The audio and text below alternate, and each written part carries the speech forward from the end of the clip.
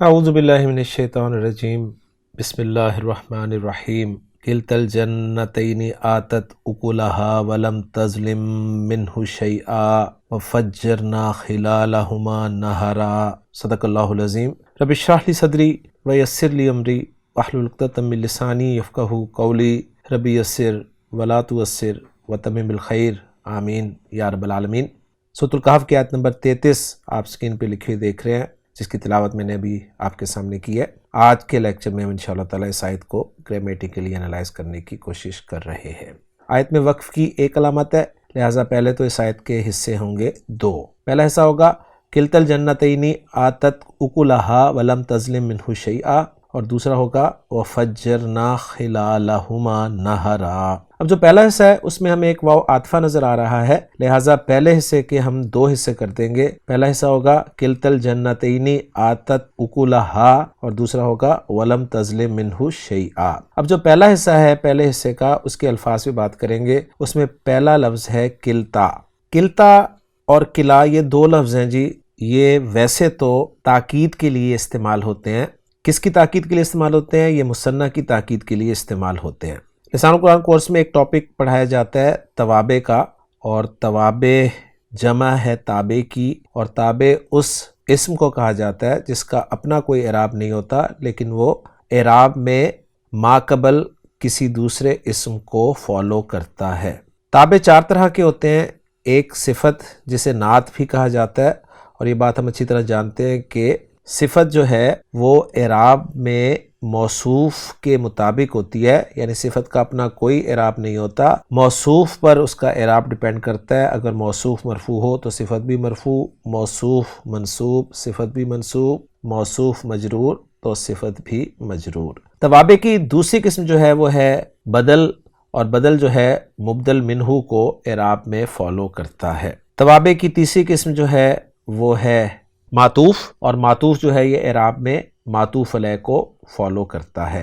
اور چوتھی قسم جو ہے وہ ہے تاکید، جس کو توکید بھی کہا جاتا ہے، اور تاکید یا توکید جو ہے یہ اعراب میں فالو کرتی ہے مؤکد کو۔ تو یہ کلا اور کلتا یہ دو لفظ ہیں جی، ان کے ذریعے مثنیٰ کی تاکید لائی جاتی ہے، لیکن یہ تاکید کے لیے صرف اسی وقت استعمال ہوتے ہیں جب کچھ شرائط جو ہیں وہ ان پر لاگو ہوتی ہیں۔ مثلا کلا اور کلتا جو ہیں یہ تاکید کے لیے اس وقت آئیں گے جب ان سے پہلے مؤکد ہو۔ تو پہلی شرطی یہاں پر نہیں پائی جا رہی کہ کلتا الجنتین اس سے پہلے کوئی مؤکد نہیں ہے، اور دوسری شرط یہ ہوتی ہے کہ ان کا مضاف الیہ جو ہے، یعنی پہلی بات تو یہ کہ یہ مضاف ہی ہو کر آتے ہیں، ان کا مضاف الیہ اگر ضمیر ہو تب یہ تاکید کے لیے استعمال ہوتے ہیں، اگر ضمیر نہ ہو تو یہ تاکید کے لیے استعمال نہیں ہوتے۔ تو یہاں پر ان کا مضاف الیہ آپ اسم ظاہر کے طور پر دیکھ رہے ہیں، لہٰذا یہ تاکید کے لیے استعمال یہاں پر نہیں ہوا۔ اس پہ انشاءاللہ تعالیٰ میں الگ سے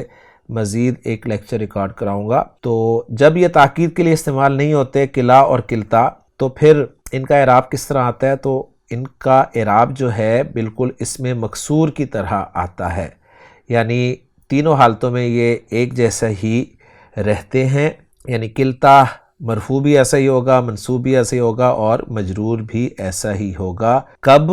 جب یہ تاکید کے لیے نہ آئیں، یہ بات ذہن میں اچھی طرح رکھیے گا، اور اس صورت میں یہ پھر مبتدا بنتے ہیں عام طور پہ، تو یہاں پر یہ مبتدا بن رہا ہوگا۔ تو کلتا یہ مؤنث کے لیے استعمال ہوتا ہے، اور کلا جو ہے وہ مذکر کے لیے استعمال ہوتا ہے۔ دوسرا لفظ جو ہے وہ ہے الجنتین، یہ الجنہ کا مثنیٰ ہے، اور الجنہ جو ہے معرفہ ہے، مؤنث ہے، واحد ہے، اور مضاف الیہ ہونے کی وجہ سے مجرور ہے۔ تو یہاں الجنتین کی اگر ہم بات کریں تو یہ مثنیٰ ہے، مؤنث ہے، معرفہ ہے، اور مجرور ہے، اس لیے کہ مضاف الیہ بن رہا ہے۔ اگلا لفظ ہے جی آتت۔ آتت جو ہے یہ فعل ہے، فعل ماضی ہے، فعل ماضی معروف ہے، واحد مؤنث غائب کا صیغہ ہے، اور یہ وہ صیغہ ہے جس کا فاعل آگے آ سکتا ہے۔ فی الحال ہمیں آگے کوئی مرفوع اسم نظر نہیں آ رہا، تو ہم اس کے اندر جو ہیا کی ضمیر ہے وہی اس کا فاعل بنا دیں گے۔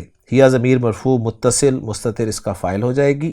اور آتت جو ہے اس کے اگر حروف مادہ میں بات کی جائے تو یہ حمزہ تا اور یا ہیں، باب فعال سے استعمال ہوا ہے۔ اعطا یا یؤتیو اعطاین، تبدیلی کے بعد آتا یعطی ایتاءن، اس کے معنی دینا کے ہوتے ہیں، تو آتا سے آتایت بنتا ہے اور پھر آتت بن جائے گا ناقص کا جب قاعدہ اپلائی ہوگا۔ اکل کا لفظ جو ہے آگے آپ کو منصوب نظر آ رہا ہے، یہ اسم جامد کے طور پہ استعمال ہوتا ہے، واحد مذکر ہے اور پھلوں کے لیے اس کا استعمال کیا جاتا ہے، اور الیاقوت والمرجان میں لکھا ہے کہ کبھی اس کا عین کلمہ ساکن بھی ہوتا ہے، اور اس کی جمع جو لکھی ہے وہ لکھی ہے آکال۔ اکل کے ساتھ ضمیر لگی ہوئی ہے واحد مؤنث غائب کی، ضمیر مجرور متصل، یوں پہلے حصے کے الفاظ پر بات مکمل ہو گئی ہے۔ اب ہم ان الفاظ کو جوڑ کر جملہ بناتے ہیں۔ تو کلتا جو ہے یہ مضاف ہے جس کا مضاف الیہ الجنتینی ہے، اور یہ مضاف الیہ مل کر یہ مبتدا بن رہا ہے۔ مبتدا کی خبر کی جگہ پر ایک جملہ فعلیہ آ رہا ہے اور وہ ہے آتت اکلہا۔ اب جملہ فعلیہ کو میں انالائز کرنے لگا ہوں، یہ فعل با فاعل، ہیا ضمیر مرفوع متصل اس کا فاعل، اور اکلہا مضاف الیہ ہو کر مفعول بہ، فعل فاعل مفعول بہ جملہ فعلیہ ہو کر محلاً مرفوع خبر بن جائے گا مبتدا کے لیے، اور مبتدا اپنی خبر سے مل کر جملہ اسمیہ بن جائے گا۔ ترجمہ کرنا چاہیں ہم اس حصے کا تو کچھ یوں ہوگا کہ دونوں باغوں نے اپنا پھل دیا۔ اب جو پہلے حصے کا دوسرا حصہ ہے اس کے الفاظ میں بات کریں گے۔ اس میں پہلا لفظ واو ہے جو کہ حرف لم، حرف نفی ہے، حرف جزم ہے اور حرف قلب ہے۔ حرف نفی اس لیے کہتے ہیں کہ یہ مضارع سے پہلے آتا ہے اور مضارع میں نفی کا مفہوم پیدا کرتا ہے، اور حرف جزم اس لیے کہتے ہیں کہ مضارع کو مجزوم کرتا ہے، اور حرف قلب اس لیے کہتے ہیں اسے کہ یہ فعل مضارع کے معنی ماضی میں تبدیل کر دیتا ہے۔ اگلا لفظ ہے تظلم۔ تظلم جو ہے یہ فعل مضارع ہے، مجزوم ہے، معروف ہے، واحد مؤنث غائب کا صیغہ ہے، ظا لام اور میم اس کے حروف مادہ ہیں، اور ضرب یضرب سے استعمال ہوتا ہے، ظلم یظلم۔ اب یہ چوتھا صیغہ ہے تو اس کا فاعل آگے آ سکتا ہے لیکن کوئی مرفوع اسم نظر نہیں آ رہا، لہٰذا ہیا ضمیر مرفوع متصل مستتر جو ہے وہی اس کا فاعل مانی جائے گی۔ ظلم یظلم ظلمن کے معنی ہوتے ہیں کسی چیز کو اس کے صحیح مقام سے ہٹا دینا، زیادتی کرنا یا ظلم کرنا، اور یہاں پر ظلم یظلم میں تظلم کے معنی جو ہیں وہ کمی کرنا کے ہیں، ذہن میں رکھیے گا۔ اگلا لفظ من ہے جو کہ حرف جر ہے اور اس کے ساتھ ہو ضمیر مجرور متصل واحد مذکر غائب کی لگی ہوئی ہے، اور یہ ہو کی ضمیر جو ہے یہ اکل کی طرف لوٹ رہی ہے۔ شیئن جو ہے یہ واحد ہے، نکرہ ہے، منصوب ہے اور مذکر لفظ ہے۔ الفاظ کو جوڑ کر جملہ بناؤں تو تظلم فعل با فاعل، منہو جار مجرور متعلق تظلم کے، اور شیئن جو ہے یہ مفعول بہ قرار دیا جائے گا۔ یوں فعل اپنے فاعل، اپنے متعلق اور مفعول بہ سے مل کر جملہ فعلیہ بن جائے گا۔ ترجمہ کرنا چاہیں اس جملے کا تو کچھ یوں ہوگا، اور اس نے اس سے کوئی کمی نہ کی۔ اب یہاں آپ کہہ رہے ہوں گے کہ کس نے کس سے کوئی کمی نہ کی، تو یہاں پر جو تظلم اور آتت واحد کے صیغے لائے گئے ہیں نا، یہ کلتا لفظ کے اعتبار سے لائے گئے ہیں، یعنی دونوں باغوں نے اپنے پھل دیے اور انہوں نے اس سے کوئی کمی نہ کی، یعنی ان دونوں نے یعنی اپنے پھل سے کوئی کمی نہ کی، یہ مراد ہے۔ لیکن صیغے جو ہیں واحد کے اس لیے لائے گئے ہیں کہ کلتا جو ہے یہ واحد کے طور پر استعمال ہوتا ہے۔ کیوں پہلے حصے کے دونوں جملے جو ہم نے بنائے تھے وہ مکمل کر لیے، اب چلتے ہیں دوسرے حصے کی طرف، اور دوسرا حصہ ہے وَفَجَّرْنَا خِلَالَهُمَا نَهَرًا۔ اس کے الفاظ سے بات کرتے ہیں۔ اس میں واو حرف ہے، فجرنا فعل ماضی معروف جمع متکلم کا صیغہ ہے، فا جیم را اس کے حروف مادہ ہیں، فجرا یفجر تفجیرن باب تفعیل سے استعمال ہوتا ہے، اور نا ضمیر مرفوع متصل اس کا فاعل ہے جو ضمیر بارز کہلائے گی۔ اگلا لفظ جو ہے وہ ہے خلال۔ خلال یہاں پر منصوب ہے، معرفہ ہے اس لیے کہ مضاف الی المعرفہ۔ خلال جو ہے یہ دو معنی میں استعمال ہوتا ہے، ایک معنی اس کے کوئی دوستی کے ہوتے ہیں، اور اس صورت میں یہ اس مصدر ہے، باب مفعلہ سے مصدر ہے یہ، خا لام لام اس کے حروف مادہ ہیں، اور ایک معنی اس کے خلال کے اندر تک کے ہیں، اس صورت میں یہ اسم جامد ہے، واحد مذکر ہے، اور یاقوت والمرجان میں لکھا ہوا ہے کہ یہ اسم ظرف مکان ہے اور جمع اس کی ہے اخلہ۔ خان صاحب نے خا لام لام کے تحت اس کو ذکر کیا ہے، فعل کے طور پہ اس کے معنی لکھے ہیں کسی چیز میں سوراخ کرنا، اور پھر خلن جس کی جمع خلال انہوں نے بیان کیا ہے، بتا رہے ہیں کہ اسم ذات ہے اور سوراخ کے معنی میں استعمال ہوتا ہے کسی چیز کے دو کناروں کا درمیانی فاصلہ یا دراڑ، اور پھر خلا لفظ جو ہے اس کی جمع خلال جو آتی ہے اس کے معنی دوستی کے انہوں نے کیے ہیں۔ خلالہ کے بعد ہما ضمیر مجرور متصل مثنیٰ کی لگی ہوئی ہے ساتھ، اور یہ مؤنث کی ضمیر ہے، اور آخری لفظ جو ہے اس آیت کا اور اس حصے کا وہ ہے نہرن۔ نہرن نکرہ ہے، واحد ہے، مذکر ہے اور منصوب استعمال ہوا ہے۔ الفاظ کو جوڑ کر اب ہم جملہ بناتے ہیں۔ فجرنا فعل با فاعل ہے، ہلالہما ظرف مکا منصوب متعلق ہو جائے گا فجرنا کے، اور نہرن جو ہے یہ مفعول بھی ہے اس لیے منصوب ہے۔ کیوں فعل اپنے فاعل اپنے متعلق اور مفعول بھی سے مل کر جملہ فعلیہ بن جائے گا، اور ترجمہ کرنا چاہیں ہم اس حصے کا تو کچھ یوں ہوگا، اور ہم نے جاری کر دی ان دونوں کے درمیان ایک نہر۔